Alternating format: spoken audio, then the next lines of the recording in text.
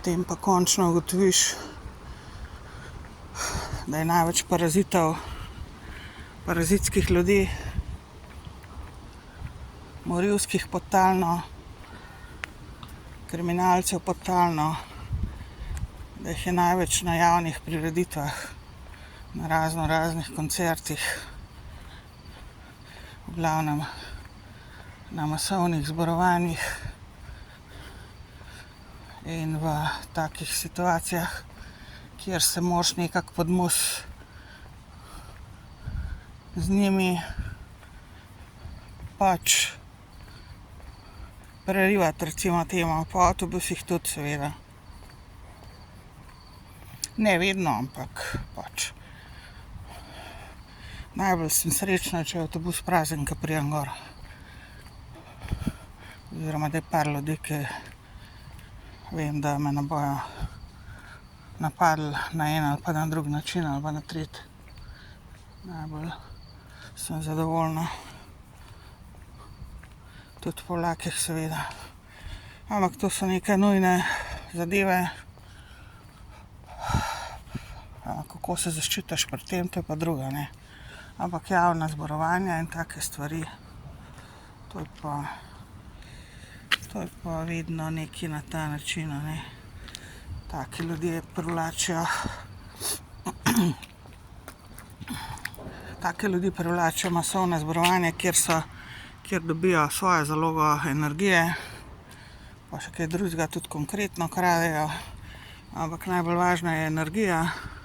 In če se en parazit nate obesi ali pa več na takih zborovanjih, samo zato, ker si bila ti istočasno tam, ker te je zanimala muzika ali pa kaj takega poštenega, dobrega.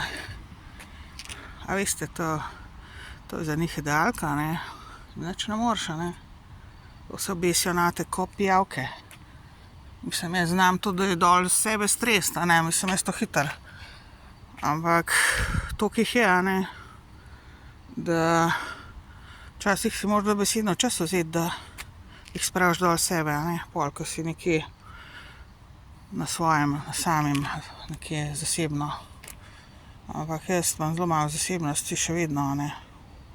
Tako da si ne boste kaj narobe predstavljali. Ne glede na to, da je samo 1/3 gangstokerjev še aktivnih od tistega, kar je bilo včasih. Jaz se še vedno s tem soočam oziroma ne nehajo, ne, pač to so zasvojenci, to so paraziti, to je pač tak način tlele v Škofji Loki v Sloveniji in cela politika je na ta način bila do zdaj. Pač pravim, da je nekako boljše, odkar je ženska predsednica. Itak, kaj ne bo. Saj smo mi ženske ta glavne žrtve in ona točno ve, vsaj morala bi vedeti, vsaj 70-80%, kaj to pomeni biti tarča sistema kot ženska in kaj ti delajo moški in kakšni so moški, a ne, do tebe, če si preveč sposobna, če si preveč privlačna, recimo.